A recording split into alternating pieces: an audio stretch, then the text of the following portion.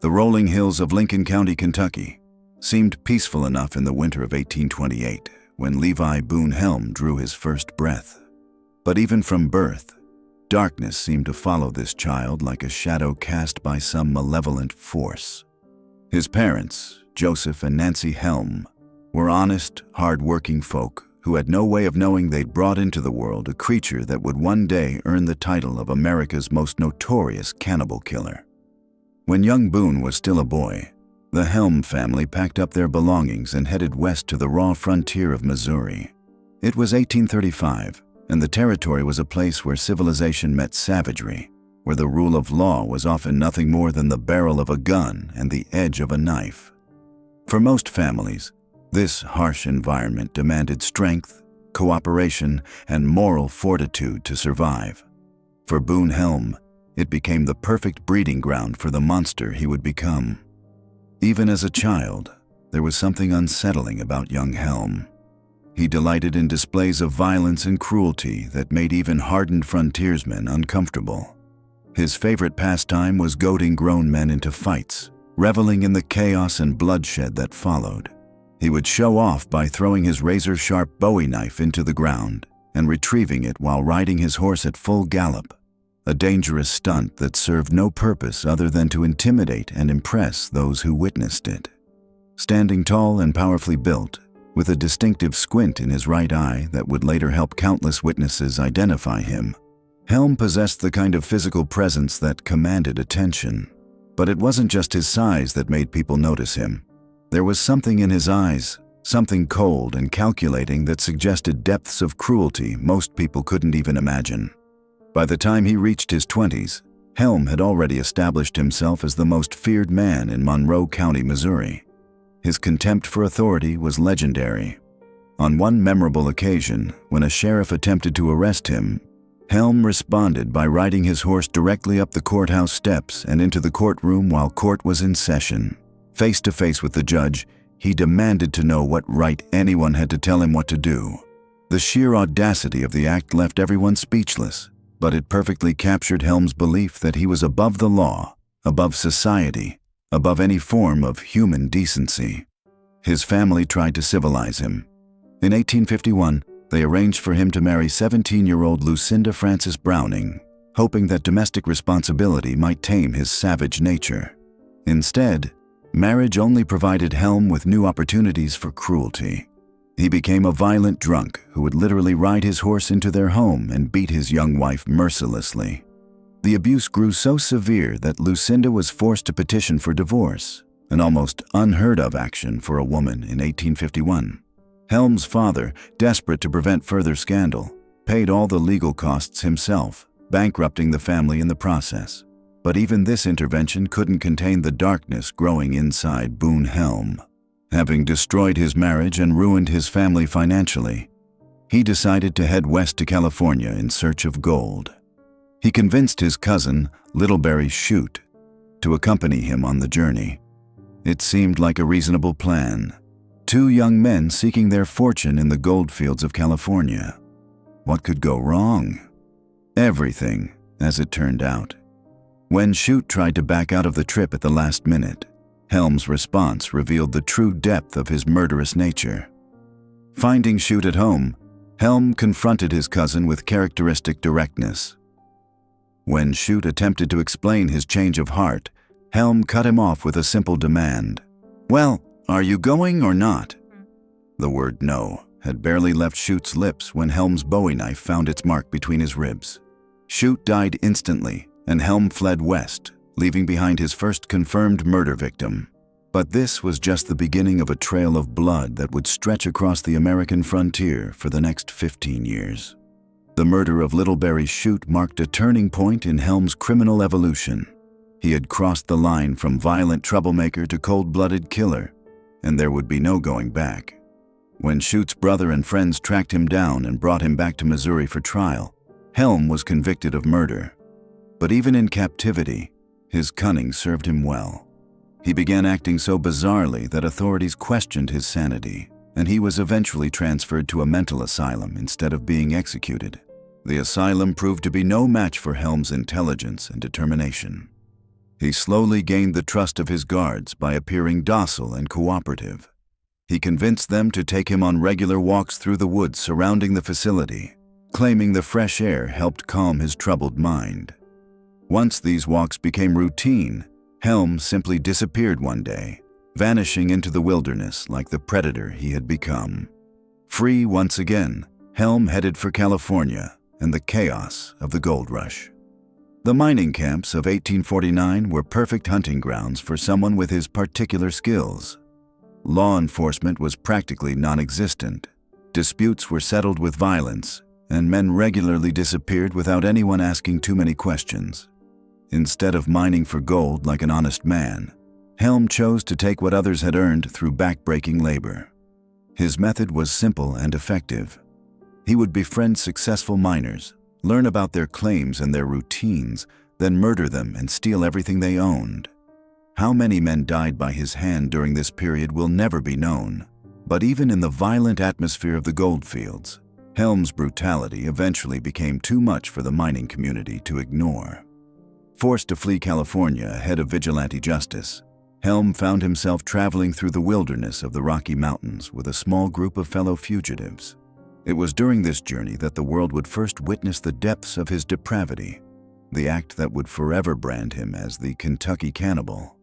The party was crossing through Idaho territory in the dead of winter when they were attacked by hostile Native Americans. Most of the group was killed in the initial assault, leaving Helm and 5 others to flee into the frozen wilderness with minimal supplies. As the days passed and their food ran out, the men began to starve. They killed and ate their horses, but it wasn't enough. One by one, Helm's companions began to die from exposure, starvation, and exhaustion. When only Helm and a man named Burton remained alive, Burton finally collapsed and declared he could go no further. Helm claimed he left Burton behind and continued toward Fort Hall, hoping to find help. When he reached the fort, he found it abandoned. According to his later testimony, he returned to find Burton, arriving just in time to hear the sound of a gunshot. Burton, he claimed, had taken his own life rather than die slowly from starvation and exposure. But what happened next revealed the true monster that Levi Boone Helm had become. Standing over Burton's fresh corpse, Helm made a decision that would haunt the American frontier for decades to come. He began to systematically butcher his former companion's body, treating human flesh like beef from a slaughtered steer.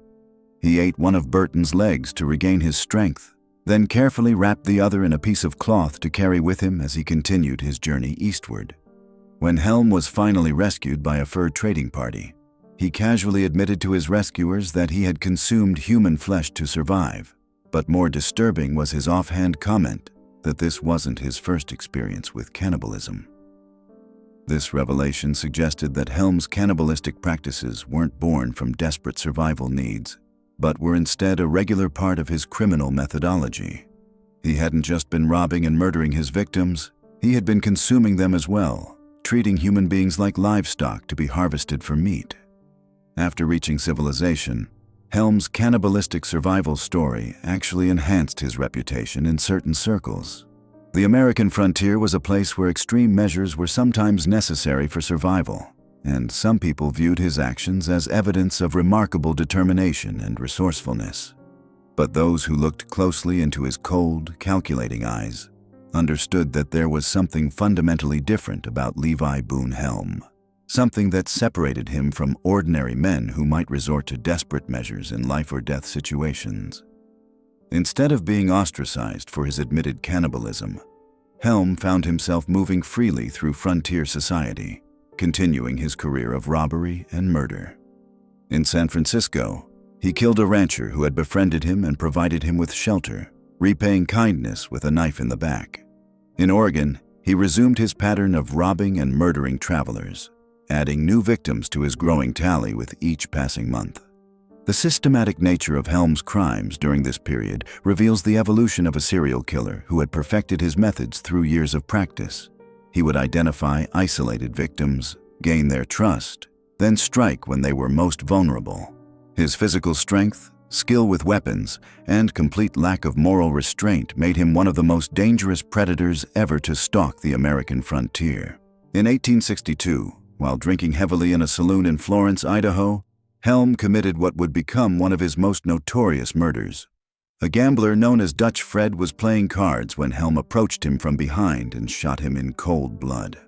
Witnesses reported that Fred was completely unarmed and had never given Helm any cause for violence. The murder appeared to be nothing more than a casual killing, the act of a man who had grown so comfortable with violence that human life held no value for him whatsoever. But even the rough mining town of Florence had its limits. The cold-blooded murder of an unarmed man finally pushed the community to action, and Helm was forced to flee once again. As he escaped into the wilderness, he was accompanied by another fugitive, a man whose name has been lost to history but whose fate would add another chapter to Helm's cannibalistic legacy. When this unnamed companion could no longer keep up with the pace of their flight, Helm killed him and consumed portions of his body, just as he had done with Burton years earlier. This time, however, there were no claims of finding a suicide victim or desperate survival circumstances. Helm had simply murdered his traveling companion and eaten him, treating human flesh as a convenient source of nutrition during his escape. The pattern was now clear to anyone paying attention. Levi Boone Helm wasn't just a murderer or even a serial killer in the conventional sense. He was something far more disturbing. A predator who had moved beyond viewing other humans as obstacles to be eliminated or sources of wealth to be robbed. He had begun to see them as food, as resources to be harvested and consumed when convenient. This realization would prove crucial as Helm's story entered its final, most infamous chapter. His reputation as the Kentucky Cannibal had begun to spread throughout the frontier, attracting the attention of other criminals who saw opportunity in partnering with such a ruthless and capable killer. It was this reputation that would eventually bring him to the attention of Henry Plummer, the corrupt sheriff who was secretly running the most notorious criminal organization in the Montana Territory. But even among the hardened killers and thieves of Plummer's gang, Levi Boone Helm would stand out as something special, something uniquely terrifying. His fellow criminals might rob and murder for profit, but Helm brought a level of casual brutality and cannibalistic savagery that shocked even the most hardened outlaws of the American West. The stage was now set for the final act of the Kentucky Cannibal's bloody career, a chapter that would see him reach the peak of his notoriety, before finally meeting the justice that had eluded him for so many years. Montana Territory in the 1860s was a lawless frontier where gold fever and desperation created the perfect hunting ground for predators like Levi Boone Helm. His association with Henry Plummer's notorious gang of road agents would mark the pinnacle of his criminal career, but it would also lead to his inevitable downfall.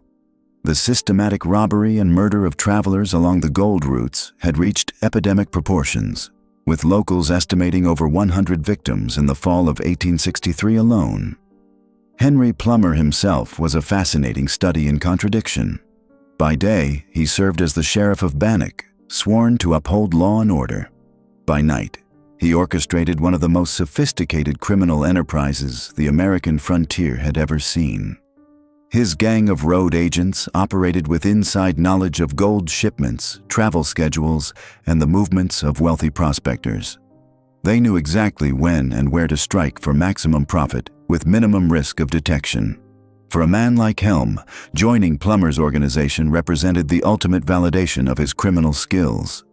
These weren't desperate outlaws scraping by on petty theft. They were professional killers who had turned murder into a profitable business model. Helm's reputation as the Kentucky Cannibal had preceded him to Montana, and his unique combination of marksmanship, knife work, and complete lack of moral restraint made him a valuable asset to the gang's operations. The road agents developed an intricate system of communication and coordination that allowed them to operate across hundreds of miles of frontier territory. They used coded signals, predetermined meeting points, and a network of informants within legitimate businesses to track potential victims. When a wealthy miner left Virginia City with a bag of gold dust, word would reach the gang within hours. By the time the traveler reached a predetermined ambush point along the mountain trails, Helm and his associates would be waiting, What distinguished Helm from his fellow gang members was his methodical approach to killing. While others might rob their victims and flee, Helm took a more systematic approach. Witnesses who survived encounters with the road agents consistently described a tall man with a distinctive squint who seemed to take pleasure in the act of killing itself. He would often prolong the suffering of his victims, interrogating them about hidden wealth or simply savoring their fear before delivering the fatal blow. The cannibalistic behavior that had earned Helm his notorious nickname continued throughout his time with the Plumber Gang. According to testimony from gang members who later turned state's evidence, Helm would often remain at crime scenes after other gang members had departed, engaging in ritualistic consumption of his victims' flesh. This wasn't survival cannibalism born of necessity, as it had been during his winter ordeal with Burton.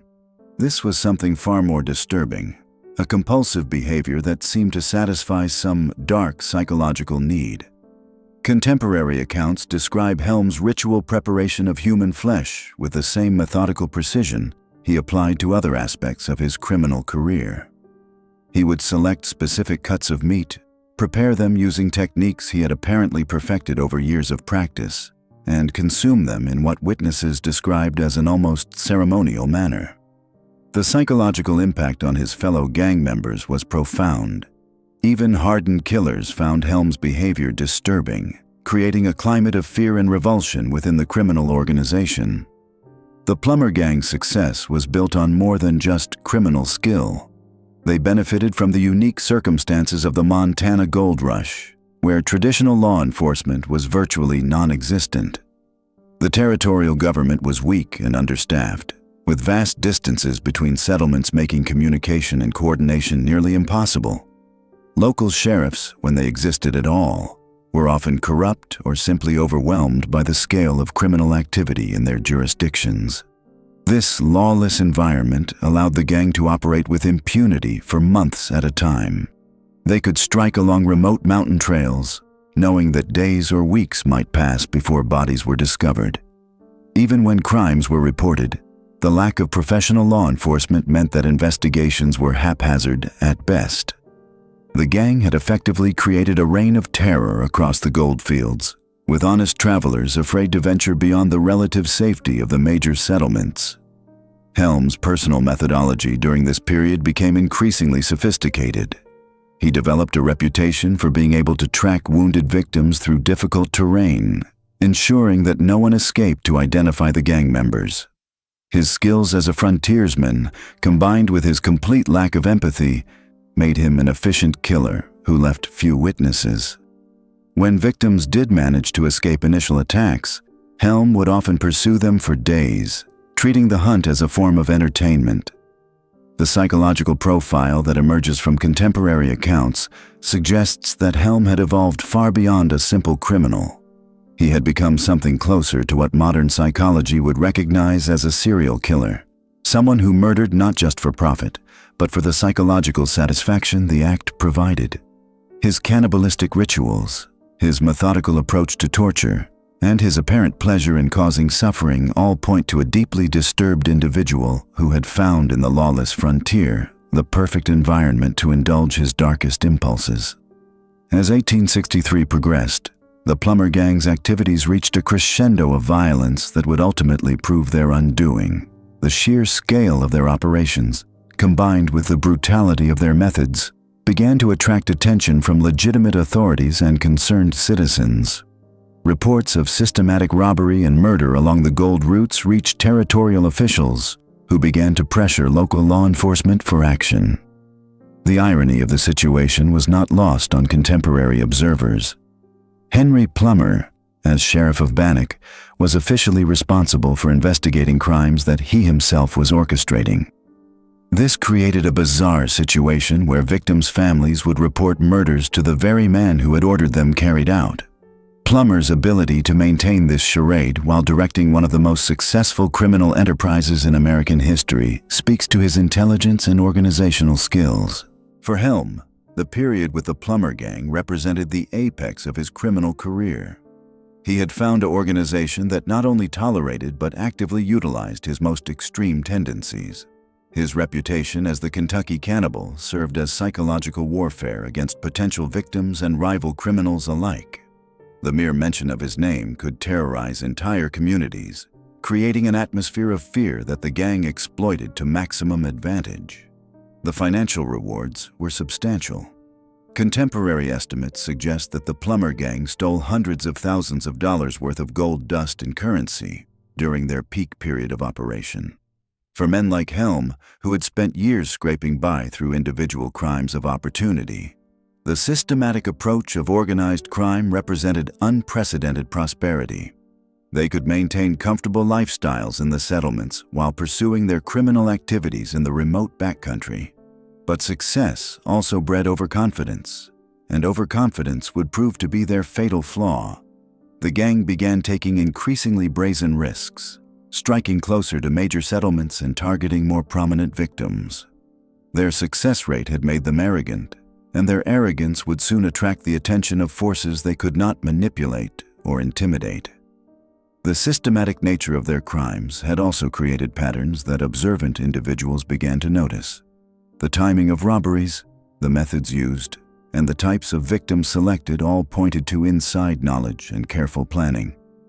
Suspicions began to focus on individuals with access to information about gold shipments and travel plans, inevitably leading to questions about the very law enforcement officials who should have been preventing these crimes. As winter approached in 1863, the Plummer gang continued their operations, unaware that their reign of terror was about to come to a violent end. The forces that would ultimately destroy them were already gathering, driven by a combination of outraged citizens, determined investigators, and the kind of frontier justice that had shaped the American West since its earliest days. For Levi Boone Helm, the Kentucky Cannibal, the approaching reckoning would mark the end of a criminal career that had spanned decades and left hundreds of victims in its wake. But even as the net closed around him, his capacity for violence and his complete lack of human decency would ensure that his final chapter would be as brutal and shocking as everything that had come before. The stage was set for one of the most dramatic episodes of vigilante justice in American history, an episode that would see Helm finally face consequences for his lifetime of unspeakable crimes. The discovery of Red Yeager's confession sent shockwaves through the entire criminal network that Henry Plummer had so carefully constructed. When word reached the remaining gang members scattered across the Montana Territory, panic set in like wildfire. These hardened outlaws who had terrorized the gold routes for months suddenly found themselves hunted men, their names and hideouts exposed by one of their own. For Levi Boone Helm, this moment represented a crossroads that would define his final chapter. The systematic unraveling of the Plummer gang meant his comfortable existence as a protected killer was coming to an end. No longer could he rely on the sheriff's badge to shield his activities or the gang's network to provide victims and dispose of evidence. The Kentucky Cannibal would have to adapt once again, but this time the stakes were higher than ever before.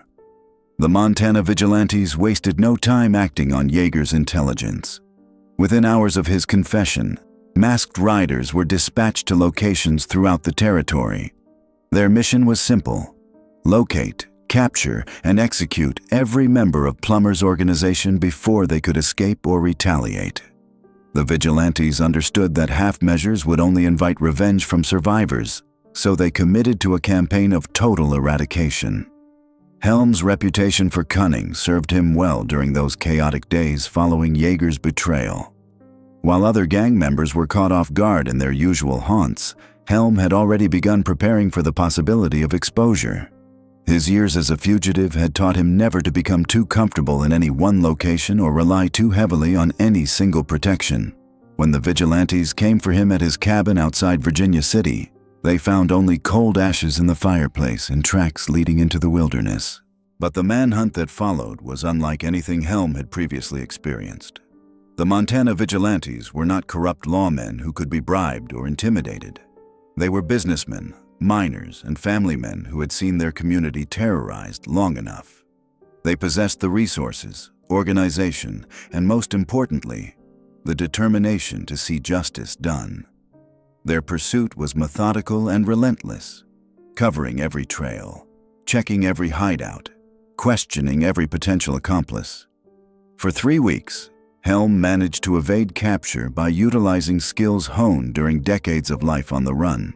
He moved only at night, avoided established trails, and survived on what he could hunt or steal from isolated cabins. His intimate knowledge of the Montana wilderness, gained during his time with the gang, allowed him to stay ahead of his pursuers while they closed the net around him.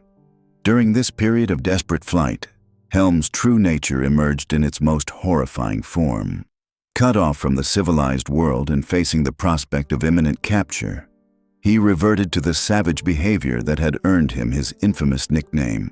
A trapper named William Morrison discovered this firsthand when he offered shelter to what appeared to be a desperate prospector seeking refuge from the bitter January cold. Morrison later told authorities that his mysterious guest had seemed grateful for the warmth and food, sharing stories of narrow escapes from Indian attacks while traveling between mining camps. It was only when Morrison woke in the middle of the night to strange sounds coming from his cabin's main room that he discovered the true identity of his houseguest. Through a crack in his bedroom door, he witnessed Helm methodically butchering Morrison's partner, James Fletcher, who had been sleeping by the fire. The scene that greeted Morrison was one that would haunt him for the remainder of his life. Fletcher's body had been systematically dismembered with the precision of someone who had performed such work many times before. Helm worked in complete silence, his movements efficient and practiced as he separated usable meat from bone and organs. Most disturbing was the casual way he occasionally paused to consume portions of his victim raw, as though sampling his work. Morrison managed to slip out through a window and flee into the night, but not before hearing Helm speaking to Fletcher's corpse in conversational tones. The Kentucky cannibal was discussing his plans for the remaining meat, debating whether to smoke it for preservation or consume it fresh. He spoke as though Fletcher were still alive and participating in the conversation, revealing a level of mental detachment that suggested complete dissociation from reality. When Morrison reached the nearest settlement and reported what he had witnessed, the pursuing vigilantes finally had a fresh trail to follow. They arrived at the cabin to find evidence that confirmed Morrison's account, and more. Helm had not only butchered Fletcher, but had prepared and consumed a significant portion of the body over the course of several days. The cabin's interior showed signs of a methodical process of human consumption that went far beyond mere survival cannibalism. Most chilling was a journal entry found scratched into the cabin's wooden table with a knife point. Written in Helm's distinctive handwriting, it read, February 2nd, 1864. The meat is good. Though Fletcher was too old for proper tenderness, his fear made the flesh tough. The young ones in California were better eating. When this is finished, I shall find another host for the winter. This discovery transformed the manhunt from a pursuit of justice into something approaching a crusade. The vigilantes had dealt with murderers and thieves before, but Helm represented something beyond their experience. Here was a man who had not only killed his victims, but had consumed them with apparent relish, treating human flesh as nothing more than provisions for his survival. The psychological impact on the pursuing vigilantes was profound. These were men accustomed to frontier violence, but Helm's casual cannibalism challenged their fundamental understanding of human nature. Several members of the pursuit team requested to be relieved of duty after examining the cabin, unable to reconcile what they had seen with their conception of criminal behavior. James Williams, the leader of the vigilante committee, recognized that Helm's capture had become more than a matter of local justice. The Kentucky cannibal had become a symbol of the absolute depths to which human nature could sink. His execution would represent not just punishment for his crimes, but a statement that civilized society would not tolerate such monstrous behavior.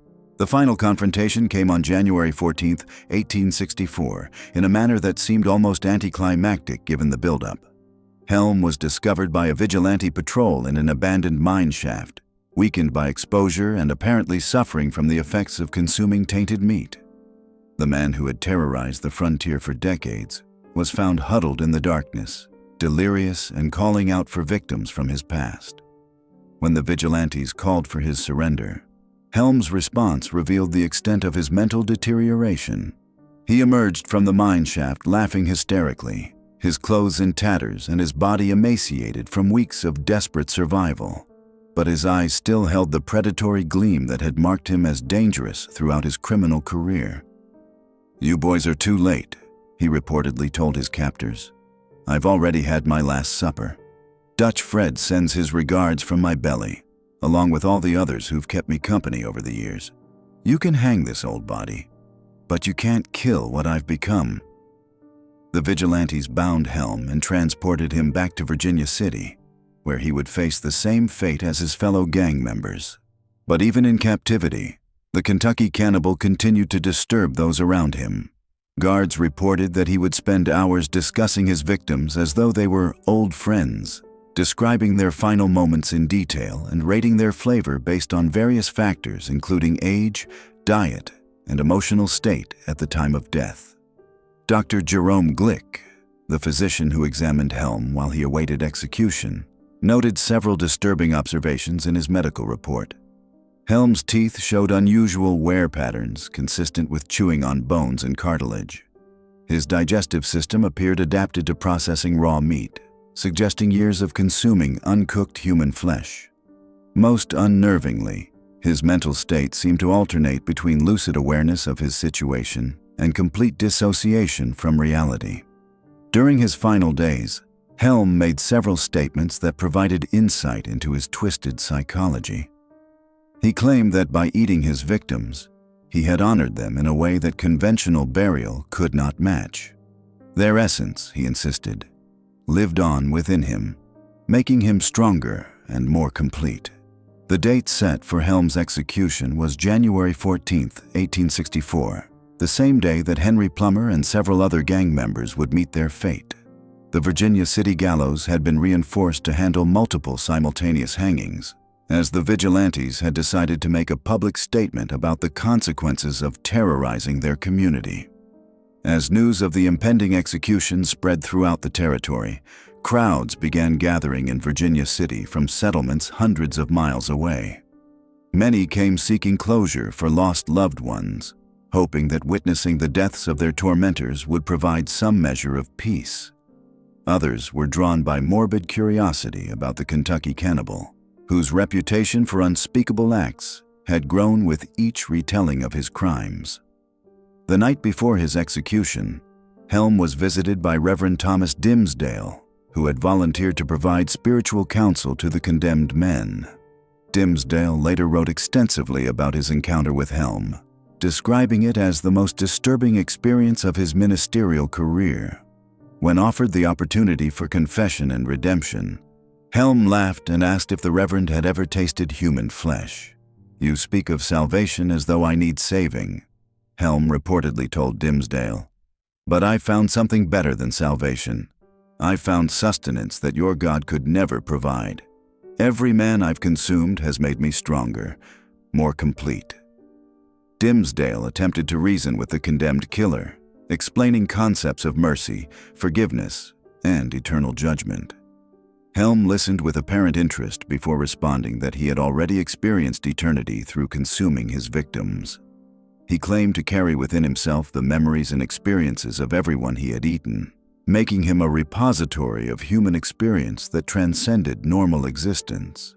The Reverend's final assessment was that Helm had moved beyond the reach of conventional spiritual intervention. Here was a man who had so thoroughly embraced evil that redemption seemed impossible.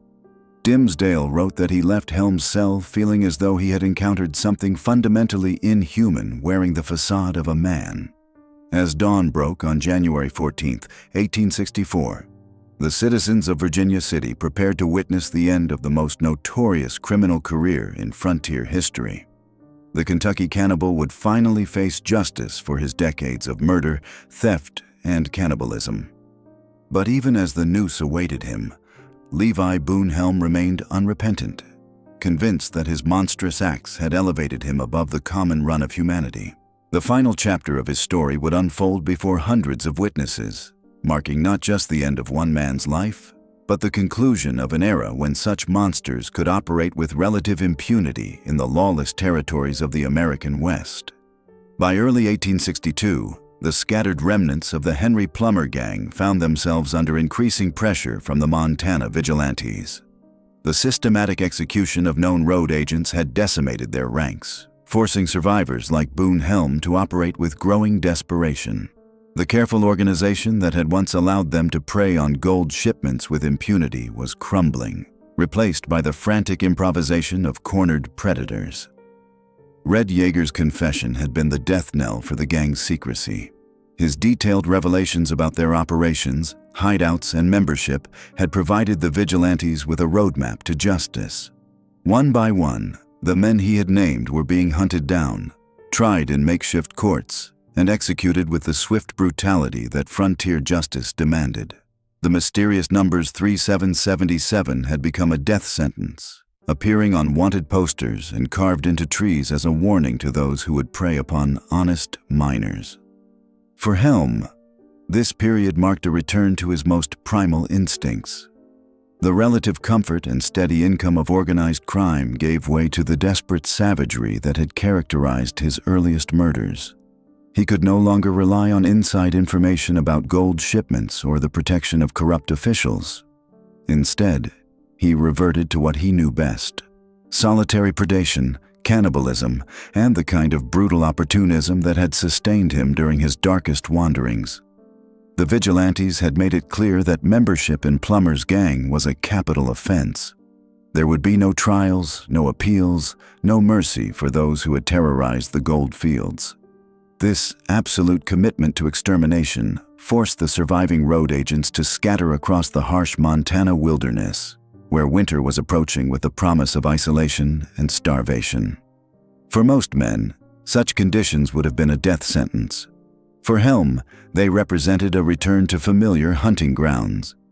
During this period, several isolated incidents began to emerge that bore Helm's distinctive signature. A prospector found partially consumed near the Bitterroot Mountains. A family of homesteaders discovered missing from their cabin, with signs of struggle and strange cuts of meat hanging in their smokehouse.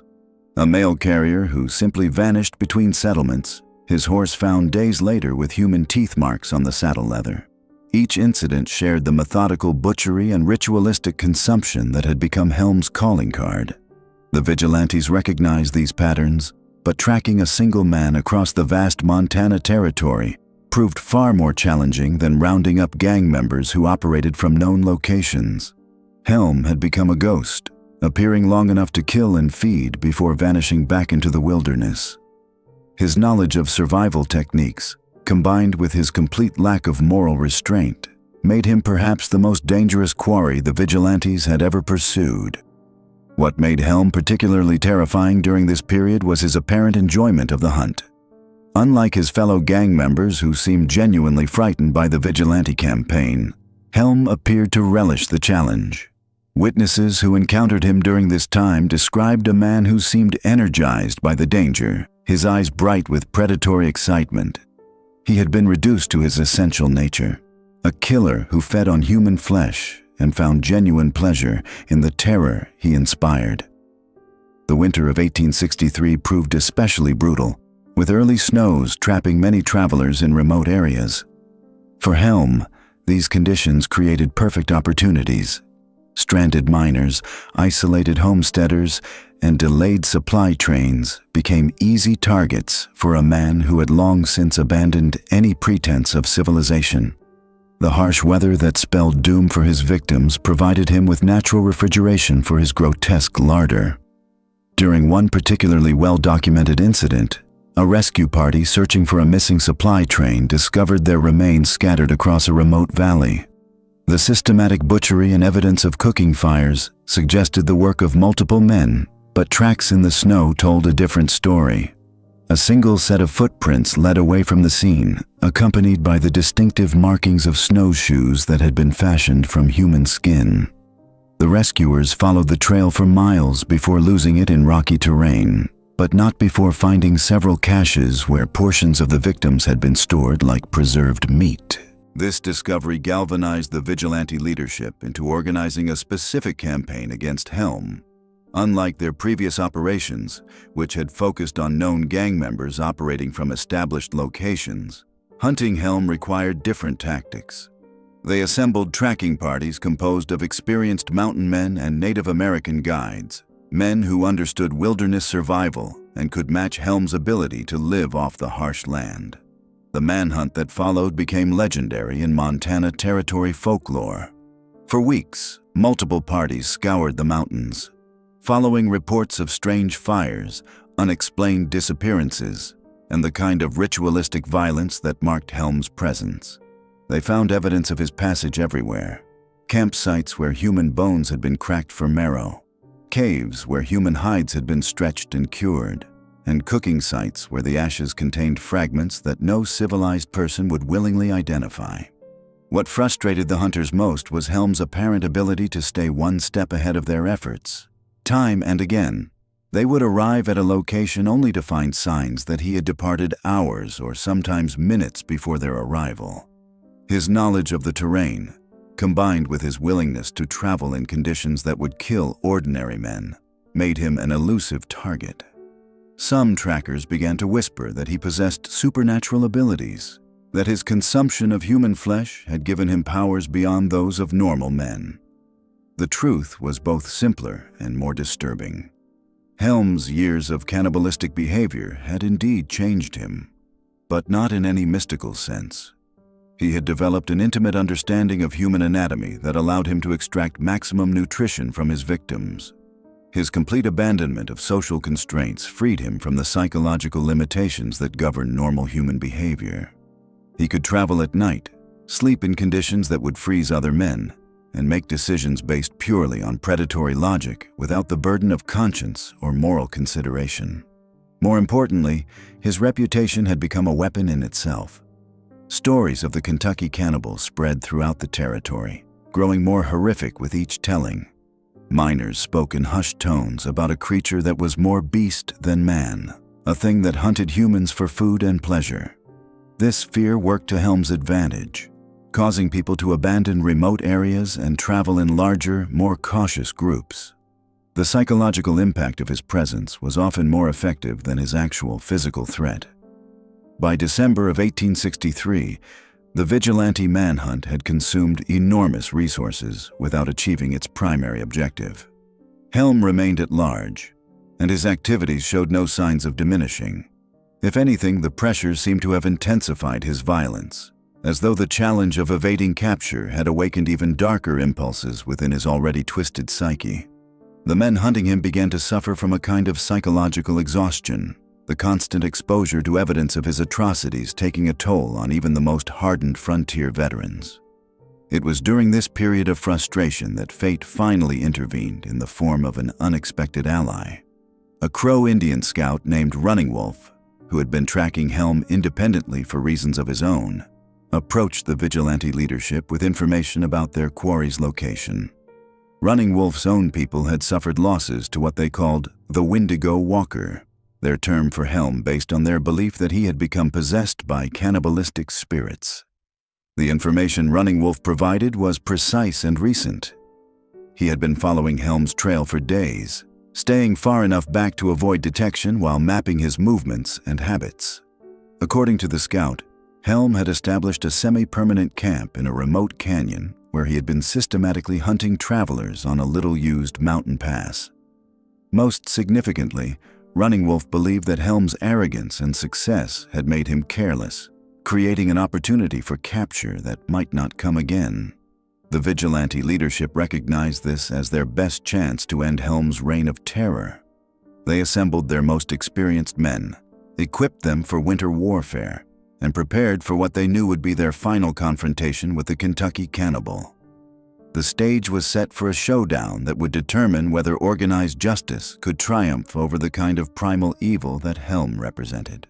As January 1864 dawned cold and clear across the Montana Territory, two forces prepared for battle. On one side stood the vigilantes, representing the community's desperate desire for safety and order. On the other waited Boone Helm, alone in his frozen canyon, still convinced that his predatory nature made him superior to the civilized men who hunted him. Red Yeager's confession had unraveled the Plummer gang's carefully constructed network of deception and violence. Within hours of his damning testimony identifying Henry Plummer as the leader of the road agents, word spread through the mining camps like wildfire through dry timber. The vigilantes who had formed in response to the unprecedented crime wave now had names, faces, and locations for their targets. For Levi Boone Helm, the walls were closing in faster than a Montana winter storm. The systematic robbery and murder operation that had provided him with both victims and protection was collapsing around him. But if the vigilantes expected him to run or hide like a common criminal, they had gravely underestimated the Kentucky Cannibal's capacity for defiance in the face of certain death. The manhunt that followed Yeager's confession was unlike anything the Montana Territory had ever witnessed. Armed posses of vigilantes, their faces hidden behind makeshift masks and bandanas, rode through the bitter January cold with ropes already tied into nooses. They carried crude wanted posters bearing the names of Plummer's associates, and at the top of that list, written in bold letters that seemed to bleed ink across the paper, was the name that struck fear into even the hardened hearts of frontier justice: Levi Boone Helm. Unlike his fellow gang members who scattered like startled deer when news of the vigilante uprising reached them, Helm made no attempt to flee Virginia City. Witnesses later reported seeing him in the saloons during those final days, drinking heavily and regaling anyone who would listen with tales of his exploits. He spoke openly about the men he had killed, the flesh he had consumed, and the terror he had spread across the frontier. It was as if he wanted to ensure his legend would outlive his inevitable capture. On the evening of January 13, 1864, the Vigilance Committee made their move. They had voted to arrest 6 road agents believed to be hiding in Virginia City: Frank Parrish, Hayes Lyons, Jack Gallagher, George Lane, Bill Hunter, and Levi Boone Helm. The operation was coordinated with military precision, with different groups of vigilantes assigned to each target to prevent any possibility of escape or warning. Helm was found exactly where the vigilantes expected him to be, holding court in a dimly lit saloon on Wallace Street. According to eyewitness accounts, he was in the middle of describing how he had prepared and consumed portions of his traveling companion Burton during their harrowing journey through the wilderness years earlier. The other patrons sat transfixed by his gruesome narrative, their faces pale in the flickering lamplight as Helm detailed the methodical way he had carved meat from the frozen corpse. When the masked vigilantes burst through the saloon doors, their boots thundering against the wooden floor, Helm barely looked up from his whiskey glass. The other patrons scrambled for cover, overturning tables and chairs in their haste to escape what they knew was coming. But Helm remained seated, a twisted smile playing across his weathered features as he slowly turned to face his captors. "Well now," he drawled, his voice carrying that distinctive Kentucky accent that had become synonymous with horror throughout the territory.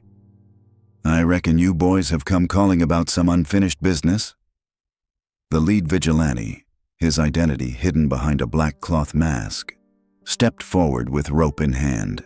Helm threw back his head and laughed, a sound that witnesses described as more animal than human. "Crimes against humanity? Boys, you have no idea what humanity is capable of when it stops pretending to be civilized. I've seen what's inside every man when you strip away his fancy clothes and his pretty words." The vigilantes moved to bind his hands, but Helm stood slowly, his massive frame unfolding like some predatory beast rising from its crouch.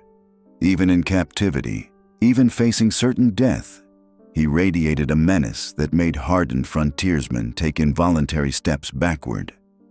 "No need for the ropes just yet, gentlemen. Old Boone Helm has never run from a fight, and he ain't about to start now." As they escorted him through the frozen streets of Virginia City, a crowd began to gather. Word of Helm's capture spread faster than news of a gold strike, and soon hundreds of people lined the route to witness the apprehension of the most feared man in the territory. Some shouted curses and threats, others crossed themselves and muttered prayers. but most simply stared in fascination at the legendary figure who had haunted their nightmares for years. Helm seemed to revel in the attention, nodding to familiar faces in the crowd and calling out greetings as if he were a politician campaigning for office, rather than a condemned man walking to his execution. "Evening, Mrs. Patterson," he called to a shopkeeper's wife. "That husband of yours still watering down his whiskey?" The woman fainted dead away, but Helm only chuckled and continued his macabre parade through the streets. At one point, a young boy broke from the crowd and ran alongside the procession, staring up at Helm with the morbid curiosity that only children possess. Instead of frightening the child away, Helm leaned down and spoke to him in a voice that carried to the nearby spectators. "You remember this night, boy. Remember that you saw Boone Helm walking to his hanging with his head held high." The impromptu trial that followed was more formality than legal proceeding. The evidence against Helm was overwhelming, consisting not only of Yeager's detailed testimony, but also the confessions of other captured gang members and the testimony of survivors who had witnessed his atrocities firsthand. The vigilantes had transformed a large tent into a makeshift courtroom, with miners and townspeople serving as both jury and witnesses to the proceedings. When called upon to defend himself, Helm rose to his feet with the same casual confidence he had displayed throughout his capture. What followed was perhaps the most chilling courtroom speech in the history of American frontier justice. Rather than deny the charges or plead for mercy, Helm used his final moments of freedom to deliver what amounted to a manifesto of his twisted philosophy.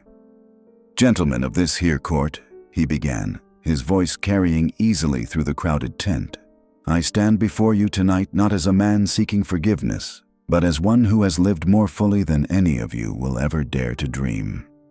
You call me a murderer, a cannibal, a monster." He paused, his pale eyes scanning the faces of his captors and judges, seeming to memorize each expression of revulsion and fascination. "Every man I killed for a reason.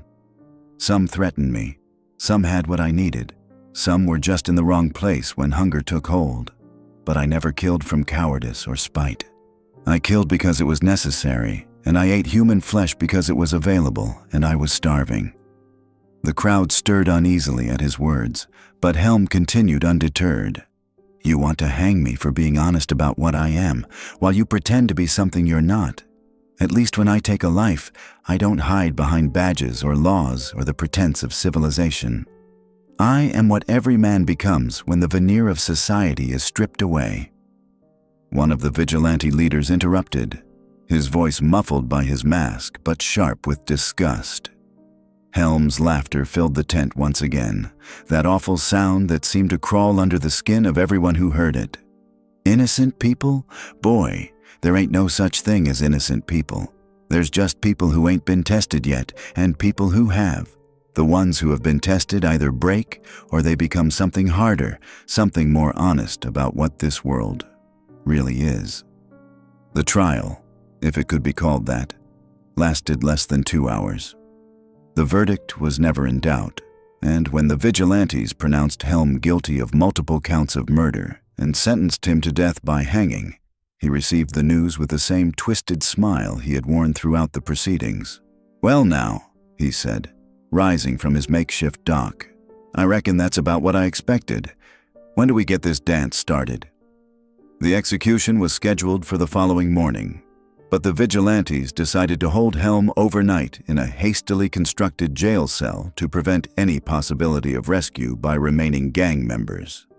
As the crowd dispersed and the tent emptied, Helm was escorted to his final earthly accommodation, a small log building that had been reinforced with additional bars and guards.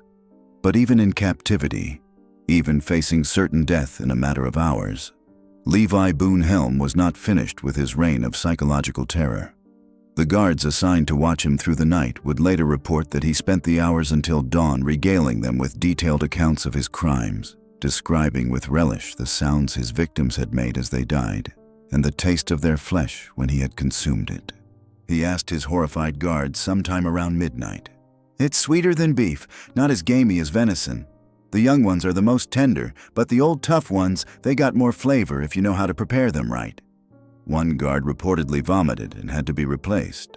But Helm continued his grisly monologue until sunrise, ensuring that his final night on Earth would be remembered by all who witnessed it. As dawn broke over Virginia City on January 14, 1864, the most feared man in the Montana Territory prepared to meet his end with the same cold calculation he had brought to his life of crime.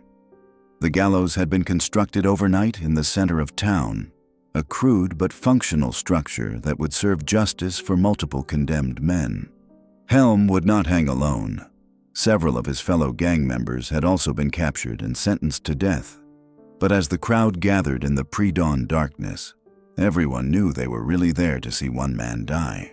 When the guards came to escort him to the gallows, they found Helm sitting calmly on his cell's single wooden chair, his hands folded in his lap like a man preparing for Sunday service. He had used the night to clean himself up as best he could, combing his hair and straightening his clothes with the meticulous care of a man who understood the importance of making a final impression. "Morning, boys," he greeted his escorts with genuine warmth. "Fine day for a hanging, wouldn't you say? I always did prefer the crisp air of a mountain morning." As they walked through the streets of Virginia City for the final time, Helm maintained the same casual demeanor that had characterized his capture and trial. He nodded to familiar faces in the crowd, made observations about the weather, and even complimented the construction of the gallows as they approached the site of his execution. "That's some fine carpentry work," he remarked to the vigilante leader as they climbed the wooden steps to the platform. "Sturdy construction, good knots in the rope." Standing on the platform with a noose around his neck, facing a crowd of hundreds who had come to witness his death, Levi Boone Helm was given the opportunity to make a final statement. What he said in those last moments would become part of frontier legend, repeated around campfires and in saloons for generations to come. "Ladies and gentlemen," he began, his voice carrying clearly through the cold morning air, "you have come here today to see justice done, to watch a monster pay for his crimes. But I want you to remember something as you go back to your homes and your families and your comfortable lives. I am not the monster here." He paused, his eyes scanning the sea of upturned faces, some filled with hatred, others with morbid fascination, all transfixed by his final performance. Every man in this crowd has murder in his heart. Every woman has felt the urge to destroy something beautiful. Every child playing in these streets will grow up to commit acts that would shock their innocent minds today. A murmur ran through the crowd, but Helm raised his voice to continue. "I have lived more in my 36 years than most of you will live in twice that time. I have seen the elephant, as they say, and I have wrestled with it and made it submit to my will. I have tasted forbidden fruit and found it sweet." The executioner stepped forward, preparing to pull the lever that would spring the trap door beneath Helm's feet. But the condemned man held up his hand for one final moment. "I go now to meet whatever comes next, and I go without fear because I have nothing left to fear. I have done everything a man can do in this world, both good and evil, and I have done it on my own terms." With those words, Levi Boone Helm nodded to his executioner, a final gesture of control, even in the moment of his death. The trapdoor opened with a sharp crack that echoed through the silent crowd, and the Kentucky Cannibal's reign of terror came to an end at the end of a rope in Virginia City, Montana. But even as his body swayed in the cold mountain wind, witnesses reported that the expression on his face remained unchanged. That twisted smile, that look of satisfaction and defiance, seemed frozen in place, even in death. It was as if Levi Boone Helm had gotten the last laugh after all, leaving behind a legacy of horror that would outlive him by decades. The crowd dispersed slowly, many looking back over their shoulders at the figure hanging from the gallows as if expecting him to somehow cheat death one final time. But Boone Helm's story was finally over. His trail of gore and cannibalism brought to its inevitable conclusion by the rough justice of the frontier. Or so they thought. In the days and weeks that followed his execution, strange reports began to surface from across the territory. Travelers spoke of encounters with a tall, pale-eyed man who matched Helm's description perfectly. Bodies were found in remote areas, bearing the telltale signs of his particular brand of violence. And in more than one mining camp, terrified prospectors swore they had heard that distinctive Kentucky drawl echoing through the darkness, promising that the Kentucky cannibal's hunger had not died with his body. Whether these reports were the product of traumatized minds or something more sinister, they ensured that the legend of Levi Boone Helm would continue to haunt the American frontier long after his death. The final confrontation between the Montana vigilantes and Henry Plummer's gang of road agents was set in motion by one critical mistake. Red Yeager's tongue had sealed the fate of every member of Plummer's criminal empire, including Levi Boone Helm. When Yeager spilled his guts about the gang's operations, membership, and methods, he handed the vigilantes a roadmap to justice that would forever change the Montana territory. The vigilantes wasted no time acting on Yeager's intelligence.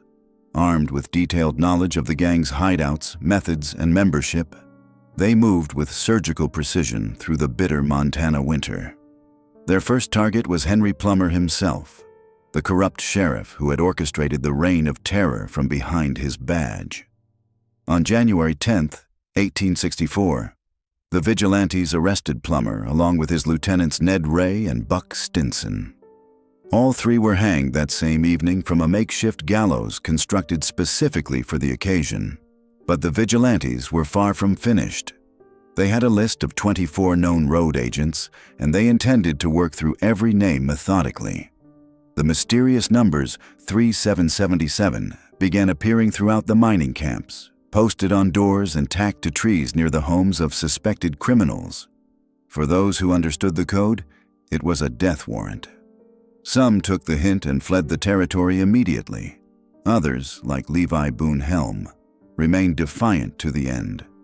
Helm's reputation as the most vicious member of Plummer's gang made him a high-priority target for the vigilantes. Unlike some of the other road agents who were primarily motivated by greed, Helm's crimes carried the additional horror of cannibalism and sadistic brutality. The vigilantes had heard the stories, the whispered accounts of his consumption of human flesh, his boasts about the poor devils he had killed and eaten. Even among a group of hardened frontier men who had witnessed their share of violence, Helm represented something uniquely monstrous. The manhunt for Helm intensified throughout early January 1864. The vigilantes established checkpoints on major routes out of the territory and organized search parties to scour known hideouts. Helm's distinctive appearance, particularly his characteristic squint, made him easier to identify than some of the other fugitive road agents. Witnesses from across the region provided information about his movements, creating a tightening net around the Kentucky cannibal. Meanwhile, Helm seemed almost to court capture. Rather than fleeing the territory like many of his associates, he remained in Virginia City, frequenting saloons and making little effort to conceal his identity. Some historians suggest this behavior reflected a kind of death wish, a subconscious desire to finally face consequences for his decades of crime. Others believe it demonstrated his complete contempt for authority, the same arrogance that had led him to ride his horse into a Missouri courtroom years earlier. The end came on January 14, 1864. A group of vigilantes surrounded a cabin on the outskirts of Virginia City where Helm had been spotted the previous evening. When they called for him to surrender, his response was vintage Levi Boone Helm. According to witness accounts, he emerged from the cabin with his hands raised but a sardonic smile on his face. "Well, boys," he reportedly said, "I reckon you've got me fair and square."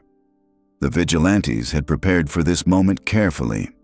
They had constructed a gallows in a gulch outside Virginia City, away from the main population but close enough that word would spread quickly.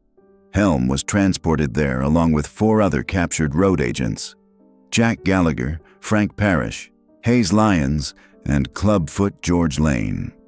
The multiple executions were intended to send an unmistakable message about the vigilantes' commitment to cleaning up the territory. What happened during Helm's final hours remains one of the most chilling episodes in the annals of American frontier justice. Unlike his fellow condemned men, who showed various degrees of fear, remorse, or resignation, Helm remained eerily composed. He chatted casually with his guards, made jokes about the quality of the rope, and seemed genuinely curious about the mechanics of hanging. When offered the opportunity to write final letters or make peace with God, he declined with characteristic dark humor. "I reckon the Almighty and I settled our accounts long ago," he reportedly told the vigilante chaplain. "He knows what I've done, and I know what's coming." The most disturbing aspect of Helm's final hours was his apparent lack of remorse. When pressed by vigilantes to confess his crimes or show repentance, he instead regaled them with stories of his victims. He spoke casually about the murders he had committed, the flesh he had consumed, and the terror he had inflicted across the frontier. His matter-of-fact recounting of these atrocities horrified even the hardened vigilantes who had seen their share of violence. Thomas Dimsdale, who chronicled the vigilante movement and witnessed Helm's execution, wrote that the condemned man seemed to take perverse pleasure in shocking his captors. He spoke of human flesh as a gourmand might discuss fine cuisine, Dimsdale recorded. As the moment of execution approached, the other condemned men made various final statements. Some protested their innocence, others asked for forgiveness, and a few cursed their captors. Helm's final words would become legendary in Montana Territory and beyond. Standing on the gallows with a noose around his neck, he looked out over the assembled crowd and spoke in a clear, steady voice. "Gentlemen, I've had a good run. I've seen country most of you will never see, done things most of you couldn't imagine, and tasted experiences that would turn your stomachs. I've killed men in fair fights and foul, eaten their flesh when necessity demanded it, and slept sound every night knowing exactly what I was. You're about to hang me for being what God made me, and I bear no man here any ill will for it."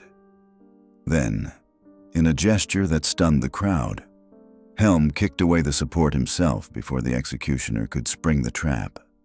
Even in death, he maintained control over his own fate.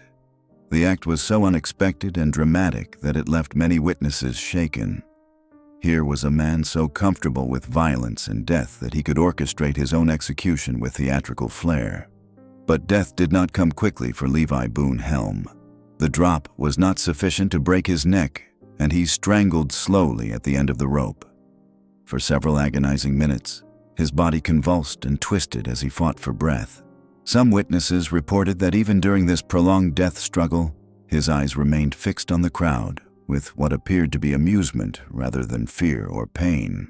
When his body finally went still, the vigilantes left it hanging as a warning to other criminals.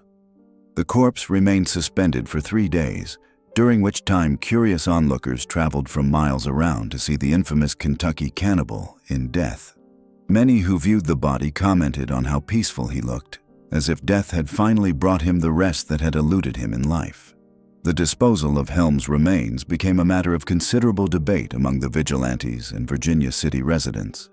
Some argued for a proper burial, believing that even a monster deserved basic Christian treatment in death.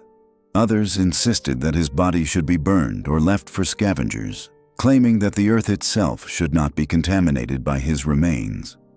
Eventually, practical concerns won out, and Helm was buried in an unmarked grave in the Virginia City Cemetery. The location of that grave remained a closely guarded secret among the vigilantes who had handled the burial.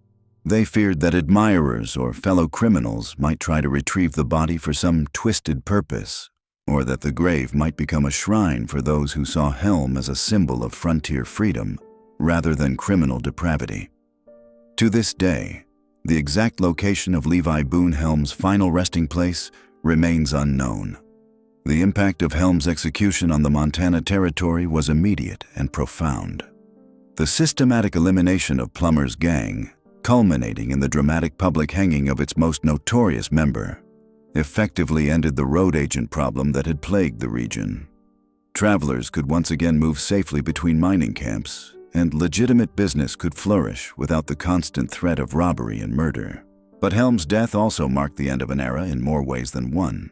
He represented the last of a particular breed of frontier criminal, the lone wolf predator who operated outside all social boundaries and moral constraints. The Montana vigilantes had demonstrated that even the most remote corners of the American frontier would not tolerate such monsters indefinitely. Civilization, however rough and ready, would ultimately triumph over chaos and savagery. The legend of Levi Boone Helm, however, proved more difficult to kill than the man himself. Within months of his execution, stories began circulating about his ghost haunting the trails where he had committed his crimes. Travelers reported seeing a figure matching his description, watching them from ridgelines and canyon rims. Some claimed to hear his distinctive laugh echoing through the mountain passes on still nights. These ghost stories reflected something deeper than mere frontier superstition. Helm had come to represent the dark possibilities that lurked within the American frontier experience. In a land where traditional social controls were weak and violence was often the final arbiter of disputes, men like Helm revealed how thin the veneer of civilization could become. His cannibalism, in particular, violated such fundamental human taboos that it challenged people's basic assumptions about what separated humans from beasts. The psychological impact of Helm's crimes extended far beyond the Montana territory. Newspaper accounts of his execution were reprinted across the nation, often with lurid details that sensationalized his cannibalistic practices. These stories fed into existing anxieties about the frontier as a place where civilized men could revert to savagery. Eastern readers, safe in their cities and towns, could simultaneously thrill to tales of frontier violence while congratulating themselves on their own moral superiority. For those who had actually encountered Helm or witnessed his crimes, however, the impact was more personal and lasting. Many survivors of road agent attacks reported nightmares and persistent fears long after the danger had passed. The knowledge that someone like Helm could exist, could walk among ordinary people while harboring such monstrous appetites, fundamentally changed how many frontier residents viewed their fellow human beings. The Montana vigilantes' campaign against the road agents, while successful in restoring order, also raised troubling questions about justice and due process on the frontier. The vigilantes had operated outside the law, conducting their own investigations, trials, and executions without formal legal authority. Their methods, while effective, set a precedent for extra-legal violence that would influence frontier justice for decades to come. In Helm's case, few questioned the justice of his execution. His crimes were so heinous and well-documented that even the most ardent supporters of due process found it difficult to argue for his innocence.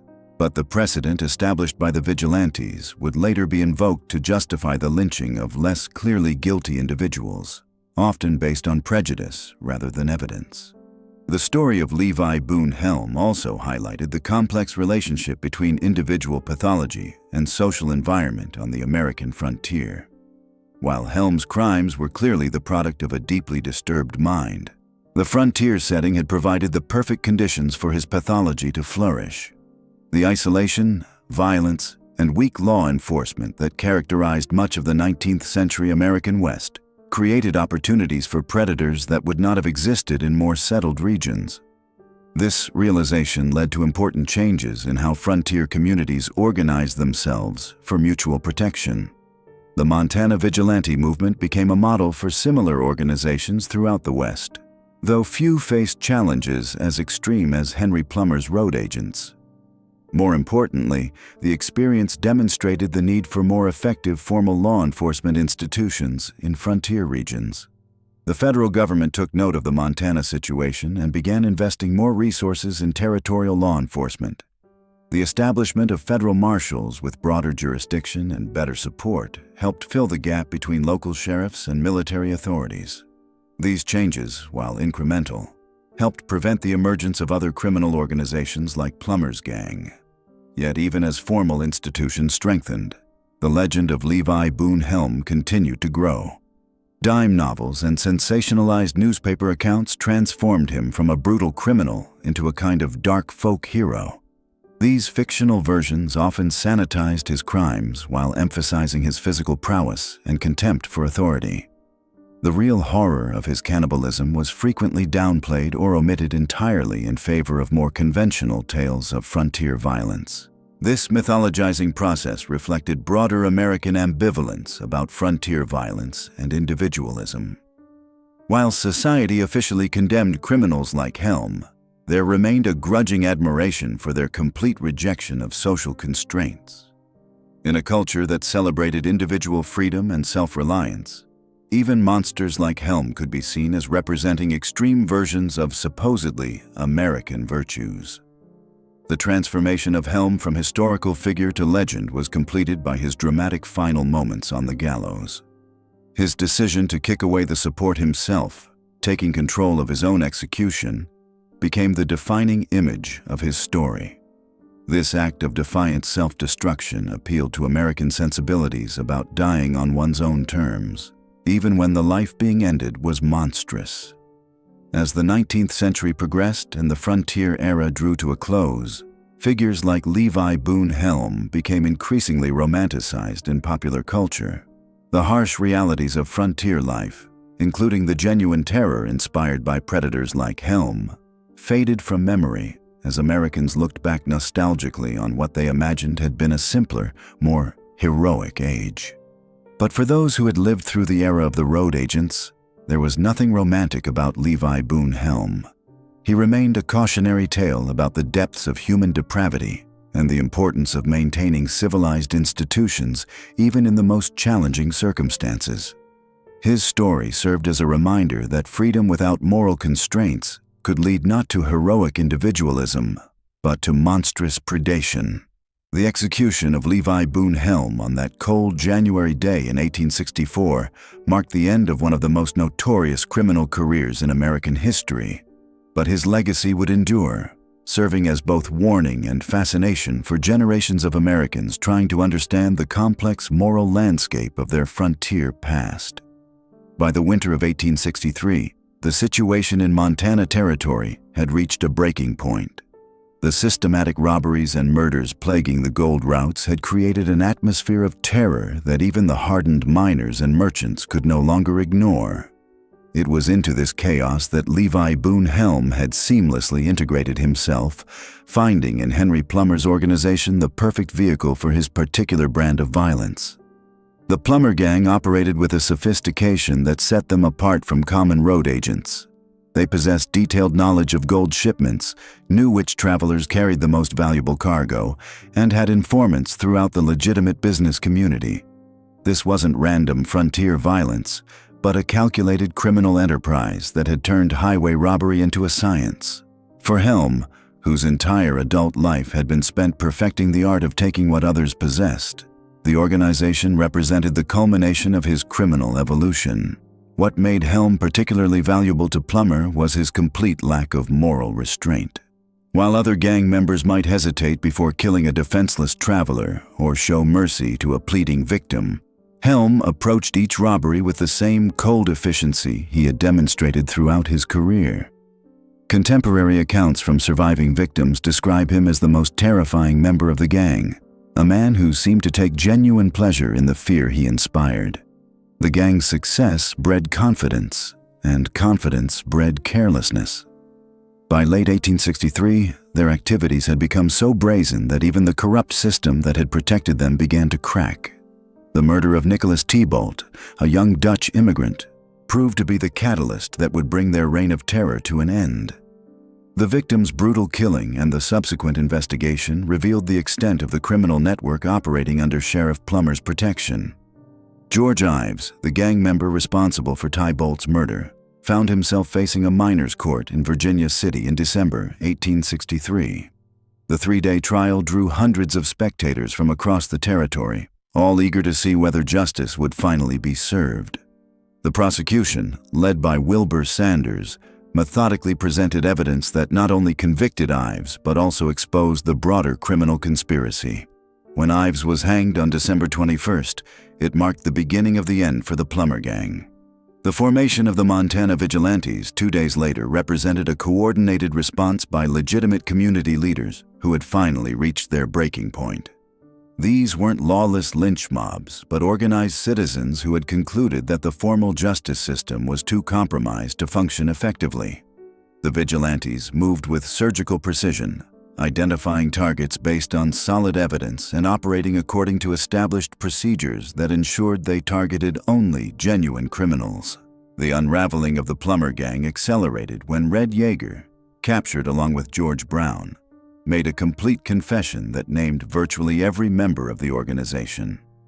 Under the pressure of imminent death, Yeager revealed not only the identities of his fellow criminals, but also details about their methods, hideouts, and planned future operations.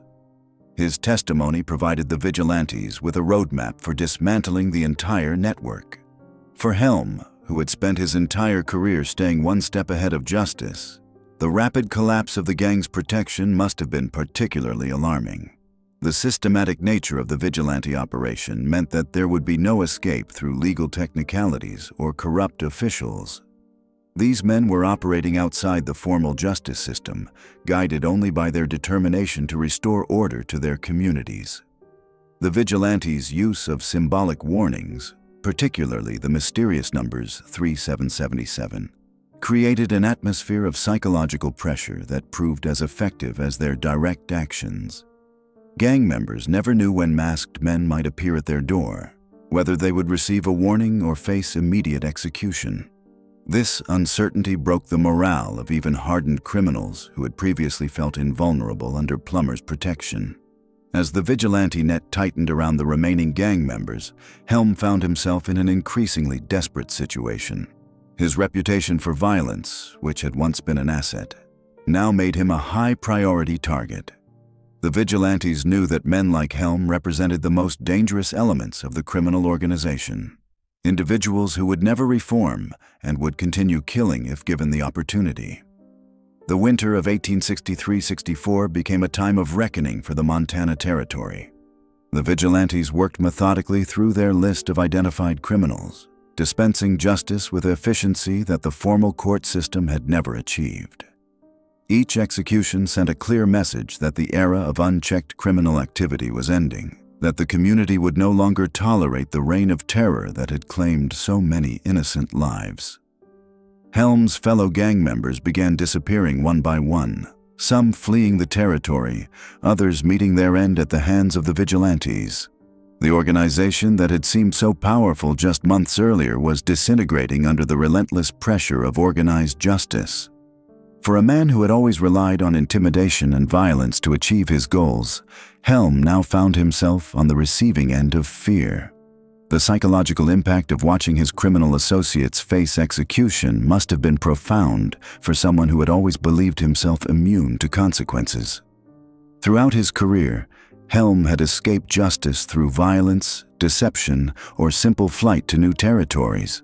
But the Montana vigilantes represented something different, a form of justice that was both implacable and inescapable.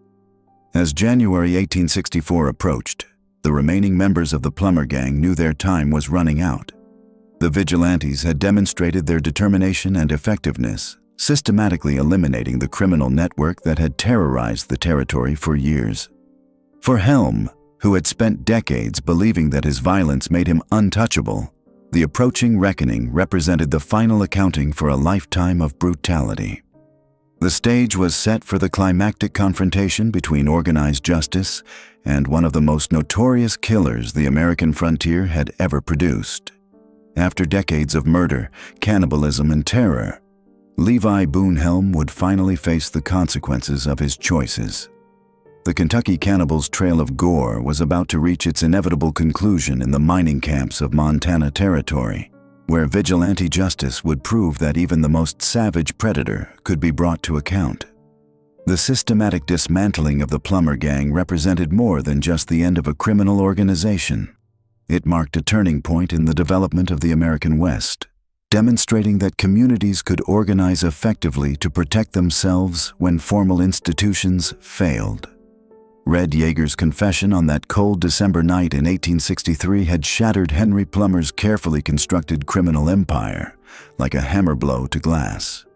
The road agent had sung like a canary, naming names and revealing locations, sealing the fate of every man connected to the gang's bloody operations. Among those names spoken in desperate gasps as the noose tightened around his neck was Levi Boone Helm, the Kentucky Cannibal, whose reputation for savagery had made him both feared and valuable to Plummer's organization. The vigilantes wasted no time acting on Yeager's intelligence. Within hours of his execution, search parties were dispatched across the Montana Territory, hunting down the scattered members of what had once been the most feared criminal organization in the region. For Helm, holed up in a cabin near Virginia City with 5 other road agents, the net was closing fast. But Boone Helm was not a man to go quietly into that good night. When the vigilantes surrounded their hideout in the pre-dawn hours of January 14, 1864, Helm's response was characteristically defiant. While his companions cowered or pleaded for mercy, Helm laughed that same bone-chilling laugh that had echoed across battlefields of violence from Missouri to Montana. He knew his time had come, and in his twisted mind, he seemed almost relieved that the charade of civilization was finally ending.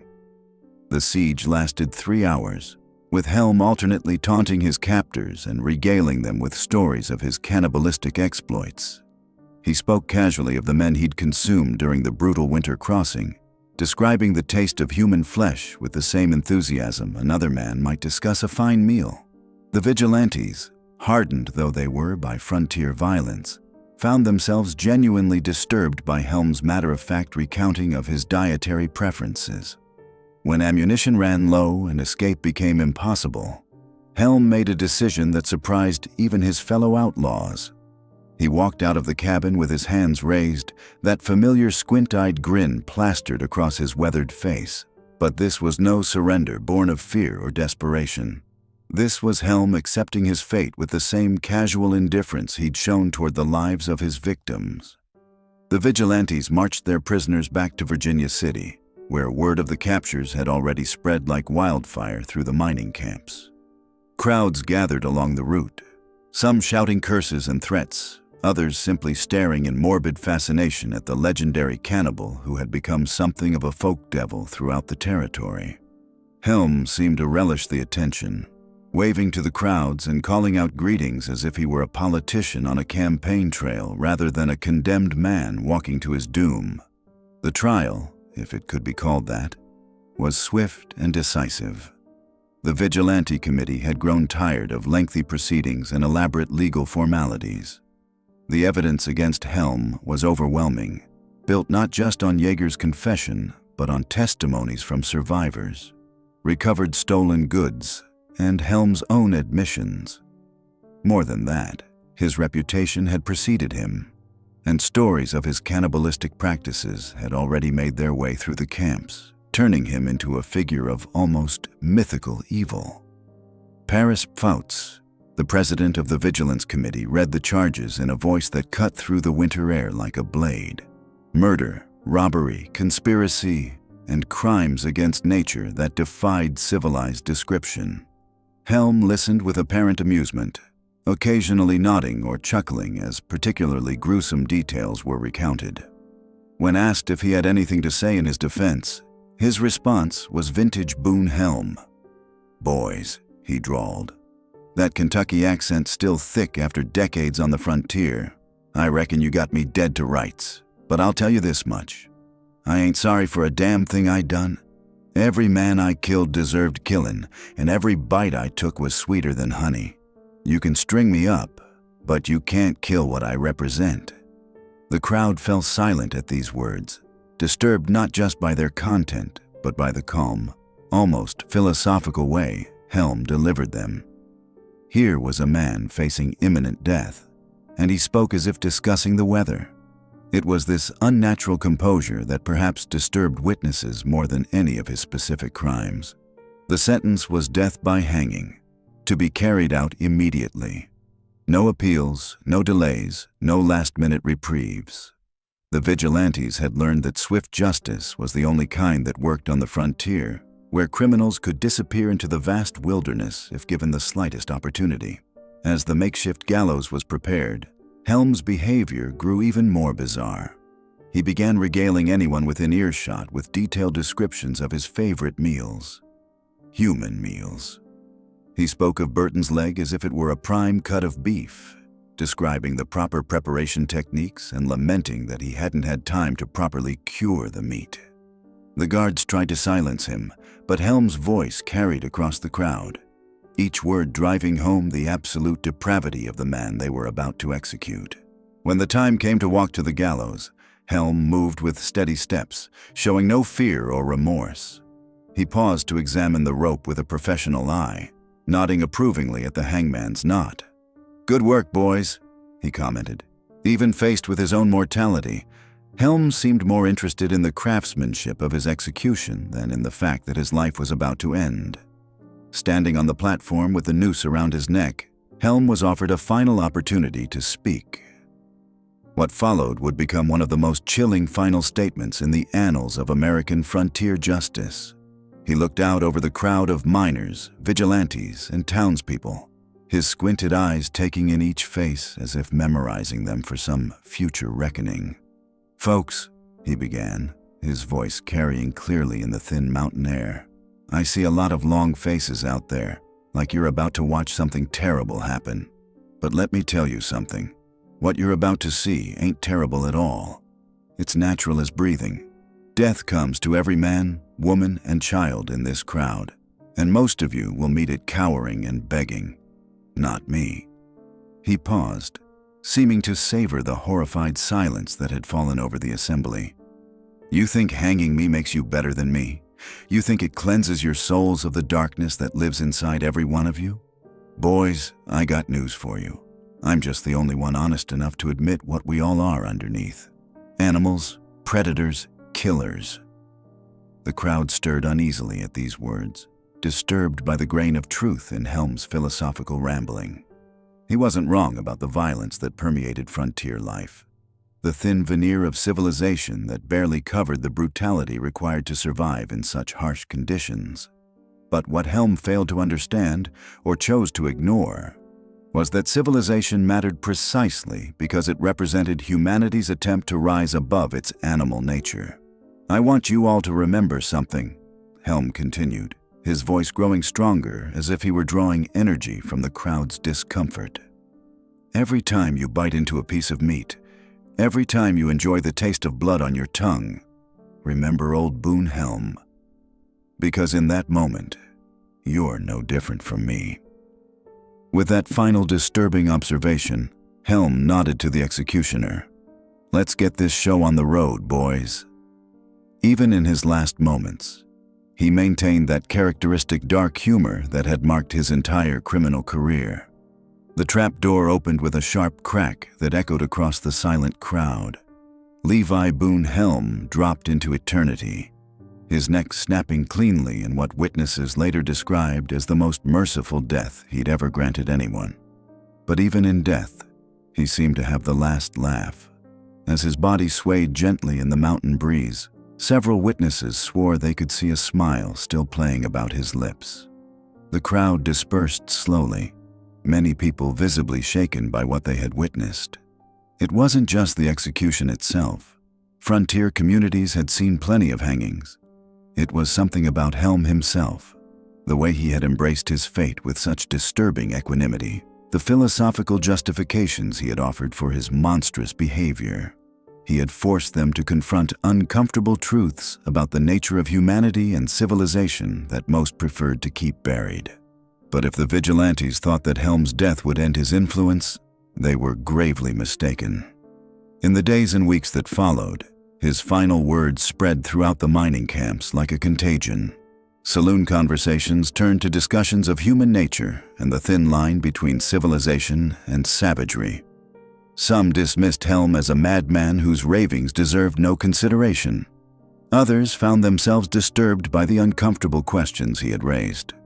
More troubling were the reports that began filtering in from across the territory of strange incidents that seemed somehow connected to Helm's legacy.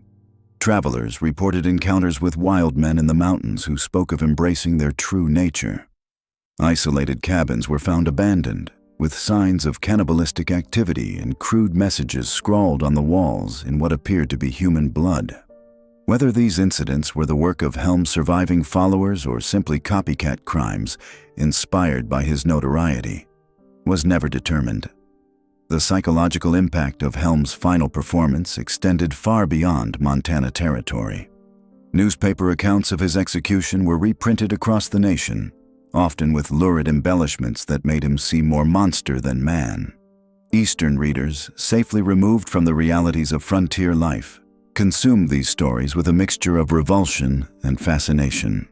Helm became a symbol of everything civilized society feared about the American West, a place where men could lose their humanity entirely and become something worse than animals. But perhaps the most lasting impact of Helm's final words was the way they forced observers to confront the relationship between violence and survival on the frontier. His claim that everyone was a killer underneath, that civilization was merely a convenient fiction, struck uncomfortably close to home for many who had witnessed or participated in the harsh justice of vigilante committees. The line between necessary violence and senseless brutality was often thinner than anyone cared to admit. In the immediate aftermath of his execution, several of the vigilantes who had witnessed Helm's final performance reported disturbing dreams and a persistent sense of unease. They had expected to feel satisfaction or relief at the death of such a notorious criminal. Instead, they found themselves haunted by his words and the unsettling possibility that he might have been right about human nature. The darkness he had spoken of seemed to linger in Virginia City like smoke from a fire that refused to be fully extinguished. The legend of Levi Boone Helm would only grow in the years following his death, fed by a combination of genuine historical accounts and increasingly embellished retellings. But it was his final performance on the gallows, his philosophical justification for a life of unimaginable cruelty, that would prove most enduring. He had transformed his execution from a moment of justice into a dark sermon on the nature of humanity itself, leaving questions that would haunt the American frontier long after his body had been cut down and buried in an unmarked grave. As the sun set over Virginia City on that cold January day in 1864, the Kentucky Cannibal was finally dead. The confessions extracted from Red Yeager sent shockwaves through the vigilante leadership, but they also provided the roadmap needed to dismantle the entire criminal network that had terrorized the Montana territory. Yeager's detailed admissions didn't just name names, they revealed the sophisticated structure of Plummer's organization, the locations of their hideouts, and most critically for our story, the specific role that Levi Boone Helm played within this murderous enterprise. According to Yeager's testimony, Helm wasn't just another road agent in Plummer's gang. He occupied a unique and particularly sinister position within their hierarchy. While other members of the organization focused primarily on robbery and the occasional killing when necessary to eliminate witnesses, Helm had been given what Yeager described as special assignments that went far beyond simple highway robbery. The confession revealed that Helm's reputation for cannibalism wasn't just frontier legend or exaggerated rumor. It was a calculated tool of terror that the gang had weaponized. Plummer and his lieutenants had discovered that Helm's grotesque practices could serve multiple purposes within their criminal enterprise. First, the sheer horror of his acts created a psychological weapon that could be used to intimidate potential witnesses or rivals. Second, his willingness to completely dispose of evidence by consuming his victims made him invaluable for eliminating particularly problematic targets. Yeager described how Helm would be called upon when the gang needed to send a message that would resonate throughout the territory. When Henry wanted someone to disappear completely, not just killed but erased from existence, he would send Boone. Yeager confessed to his captors, and everyone knew what that meant. There would be nothing left to bury, nothing left to mourn over. The confession also revealed the extent of Helm's hunting grounds during his time with the Plummer gang. While based primarily in the Bannock and Virginia City areas, Helm had been dispatched on ranging missions that took him across hundreds of miles of frontier territory. His assignments included eliminating potential informants, rival criminals who might interfere with the gang's operations, and wealthy travelers whose disappearances needed to be absolute and untraceable. During the harsh Montana winters, when regular road agent activities were limited by weather and reduced travel, Helm would venture into remote areas where he had cached supplies and provisions. But these weren't ordinary survival supplies. They were human remains that Helm had preserved from his previous killings, stored in natural ice caves and frozen ground to sustain him through the cold months. Boone told us once, laughing like it was the funniest thing in the world, that he never worried about starving in winter like the rest of us, Jaeger recounted. Said he always kept a pantry stocked with the finest cuts of meat. We thought he was talking about hunting game until we realized he meant something else entirely. The vigilantes' investigation following Jaeger's confession uncovered evidence that supported these horrifying claims. Searching known hideouts and camps used by the plumber gang, they discovered what could only be described as Helm's butchering sites, remote locations where human remains had been systematically processed and prepared. The evidence suggested a level of organization and methodology that went far beyond survival cannibalism or crimes of passion. At one site near a tributary of the Jefferson River, investigators found what appeared to be a primitive but efficient meat processing operation. Stone slabs had been arranged for butchering, with channels carved to direct blood flow away from the work area. Nearby caves showed evidence of being used as cold storage, with hooks and racks fashioned from branches and metal scraps to hang cuts of meat. Most disturbing were the personal effects found at these sites: jewelry, clothing, and identification papers from victims, carefully sorted and stored as if they were inventory records. The discovery of these butchering sites forced the vigilante leadership to confront the reality that they were dealing with something unprecedented in frontier justice. While they had prepared themselves to hunt down and execute highway robbers and murderers, the systematic cannibalism practiced by Helm represented a level of depravity that challenged their understanding of human nature itself.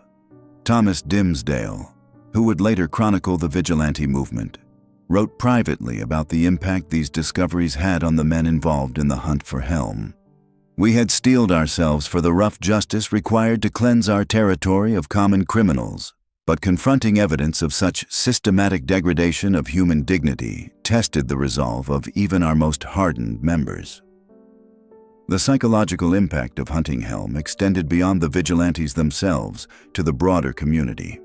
Word of the cannibalistic road agent spread through mining camps and settlements across the territory, creating a climate of fear that went beyond the usual concerns about highway robbery. Parents kept children closer to home, travelers began moving in larger, better-armed groups, and isolated homesteaders abandoned their claims rather than risk encountering the monster known as the Kentucky Cannibal. Meanwhile, Helm himself seemed to relish the terror his reputation created. According to witnesses who encountered him during his final weeks of freedom, he made no attempt to hide his identity or downplay his gruesome practices. Instead, he appeared to take pride in the fear he inspired, often introducing himself by his notorious nickname and regaling listeners with hints about his dietary preferences. One such encounter was reported by a storekeeper in Nevada City who served Helm just days before his capture. "He came into my establishment like any other customer, but there was something about his eyes that made my skin crawl," the merchant later testified. "When I asked what he'd like to purchase, he smiled in a way that chilled my blood and said, 'Just need some salt and spices, friend.'" This brazen behavior would ultimately contribute to Helm's downfall. While other members of the plumber gang had gone into hiding or fled the territory as the vigilante noose tightened around them, Helm's arrogance and apparent belief in his own invincibility kept him operating in the open. He continued to frequent saloons and gambling establishments, seemingly confident that his reputation for violence would protect him from capture. But the vigilantes had learned from their successful capture of other gang members. Rather than attempting to take Helm in a direct confrontation where his skill with weapons might give him an advantage, they developed a more subtle approach. Using information from Jaeger's confession, they identified Helm's patterns of movement and his preferred haunts, then set up surveillance operations to track his activities without alerting him to their presence. The final phase of the hunt for Levi Boone Helm was about to begin, and with it, the confrontation between frontier civilization and the darkest impulses of human nature that he represented. The vigilantes knew they were pursuing not just a criminal, but a symbol of everything they were fighting to eliminate from their territory. The capture and execution of the Kentucky Cannibal would mark not just the end of one man's reign of terror, but a decisive moment in the struggle between law and lawlessness in the American frontier. But the trail of blood would only grow thicker. Helm's association with Henry Plummer's gang of road agents marked the apex of his criminal career, transforming him from a lone predator into part of the most feared criminal organization in the Montana Territory. What the citizens of Bannock and Virginia City didn't yet realize was that their own sheriff was orchestrating a reign of terror unlike anything the frontier had ever witnessed. Henry Plummer's operation was masterfully conceived. As sheriff of Bannock, he possessed intimate knowledge of gold shipments, travel routes, and the movements of wealthy prospectors. But, more insidiously, his position of authority allowed him to recruit deputies and informants who fed information directly to his criminal network. Plummer's gang, known as the Road Agents, operated with near impunity throughout 1863, systematically robbing and murdering travelers along the gold routes between mining camps. Helm fit perfectly into this criminal ecosystem.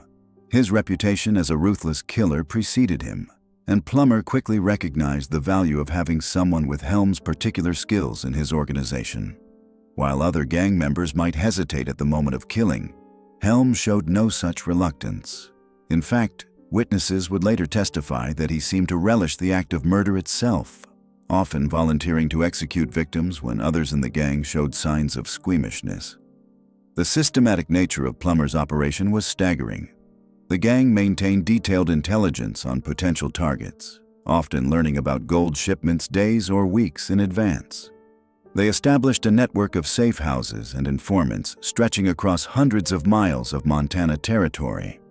Most chillingly, they developed a system of coded communication that allowed them to coordinate attacks and share information without detection by legitimate authorities. Helm's role within this organization extended beyond simple muscle.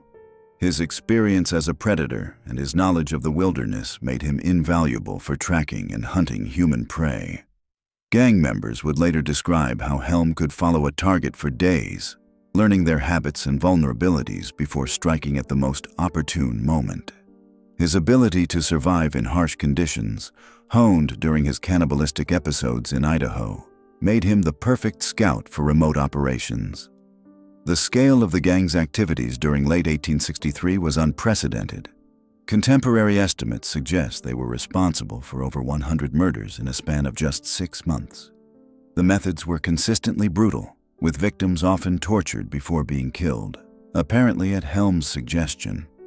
Survivors who managed to escape described scenes of systematic cruelty that went far beyond simple robbery. What made Helm particularly valuable to Plummer was his complete lack of moral boundaries. While other gang members might balk at killing women or children, Helm showed no such restraint. There are documented cases of entire families being slaughtered when they happened upon gang operations, with Helm reportedly taking personal responsibility for these massacres. His cannibalistic tendencies also proved useful for disposing of evidence, as bodies that might otherwise be discovered were systematically consumed. The psychological impact of the gang's activities on the Montana Territory cannot be overstated. Travel between mining camps became a desperate gamble, with many prospectors choosing to remain in dangerous mining conditions rather than risk the journey to civilization. The territorial government, such as it was, proved completely inadequate to address the crisis. With the sheriff himself leading the criminal organization, legitimate law enforcement was virtually non-existent. But Helm's involvement with the Plummer gang would also contain the seeds of his own destruction. The very success of their criminal enterprise drew attention from increasingly desperate citizens who began organizing outside the established legal framework. The Montana Vigilantes, formed in December 1863, represented a coordinated response by law-abiding citizens who recognized that conventional justice had failed. The Vigilantes' investigation methods were crude but effective.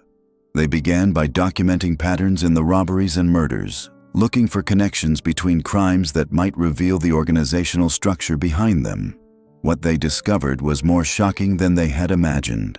Evidence pointing directly to Sheriff Henry Plummer as the mastermind of the criminal network that had terrorized the territory.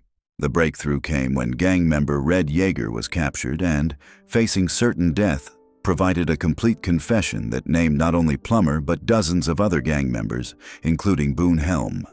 Yeager's detailed knowledge of the gang's operations, safe houses, and planned attacks provided the vigilantes with a roadmap for dismantling the entire criminal organization. The systematic roundup of gang members began immediately. Working in coordinated teams, the vigilantes moved swiftly to arrest known associates before word could spread and allow others to escape. The speed and efficiency of their operation demonstrated just how thoroughly they had prepared for this moment.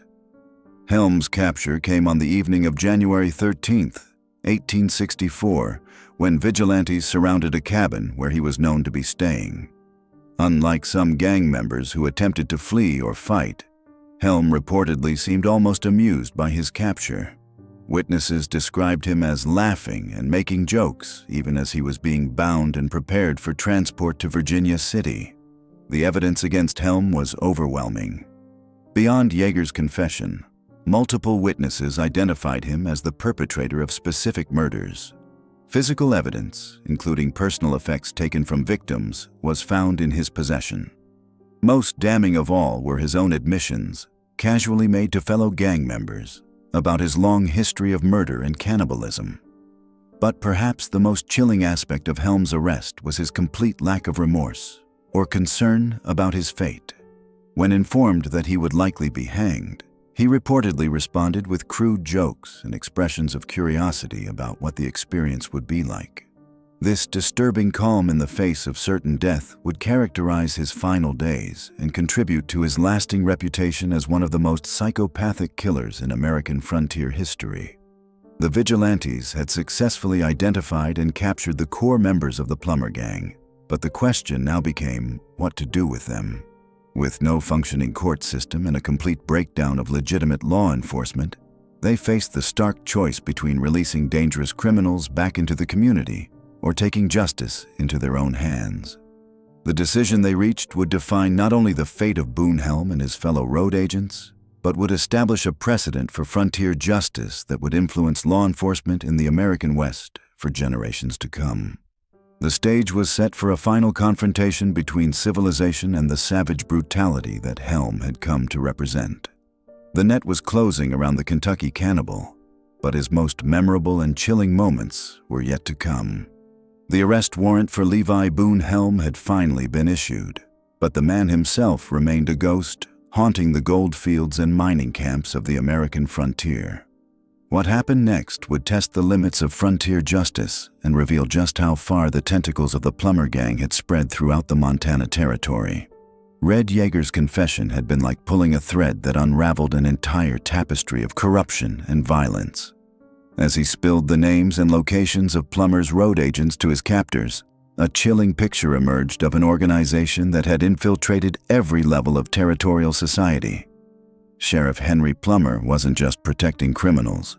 He was orchestrating the largest criminal enterprise the American West had ever seen.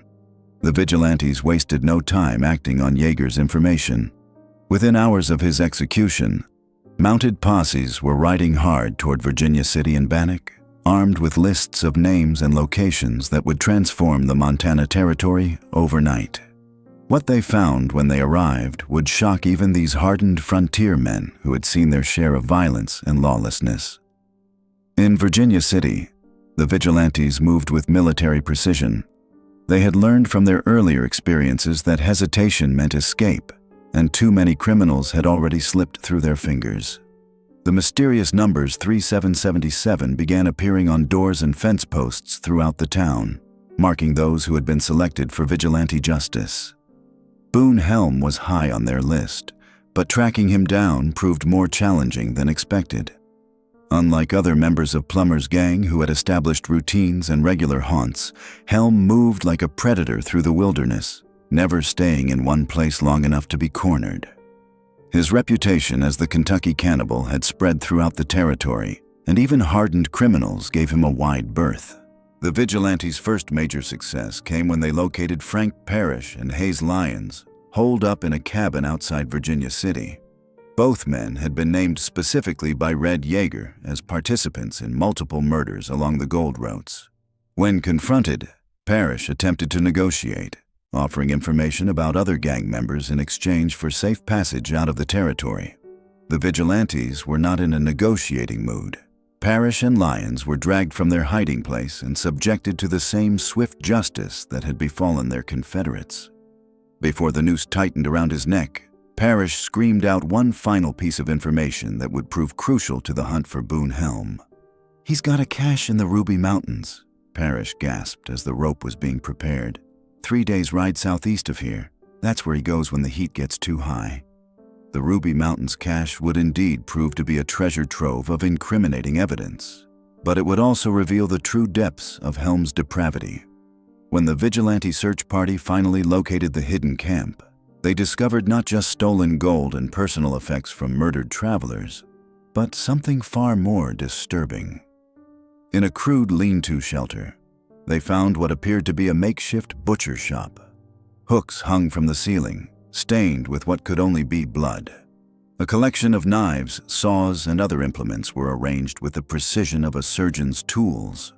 Most horrifying of all were the human bones, some still bearing cut marks, scattered around what appeared to be a cooking area. James Williams, the leader of this particular vigilante group, would later write in his journal, "What we discovered in that God-forsaken place defied all Christian understanding." Among the personal effects found at the cache were items that could be traced to at least a dozen different victims. Watches, jewelry, distinctive clothing, and personal papers painted a picture of systematic murder spanning several years. Most damning was a crude journal, written in Helm's own hand, that detailed not just his crimes, but his thoughts and motivations.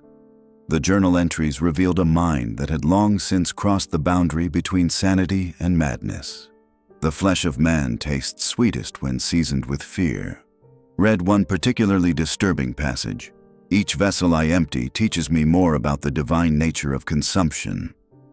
But Helm himself was nowhere to be found. The vigilantes had missed him by perhaps days, as evidenced by the still warm ashes of recent campfires. They set up an ambush, hoping he would return to retrieve his cache. But after 3 days of waiting in the bitter cold, they were forced to conclude that their quarry had somehow learned of their presence and fled. The hunt for Boone Helm now became a territory-wide manhunt. Wanted posters bearing his description were distributed to every mining camp, trading post, and settlement from the Canadian border to Utah territory. The reward offered for his capture, dead or alive, grew to unprecedented levels as merchants and miners contributed to the bounty. Meanwhile, the systematic dismantling of the plumber gang continued. George Clubfoot Lane was captured attempting to flee toward the Idaho territory. His distinctive gait, caused by a childhood injury, made him easily identifiable despite his attempts at disguise. When cornered, Lane fought desperately, wounding 2 vigilantes before being overwhelmed and bound.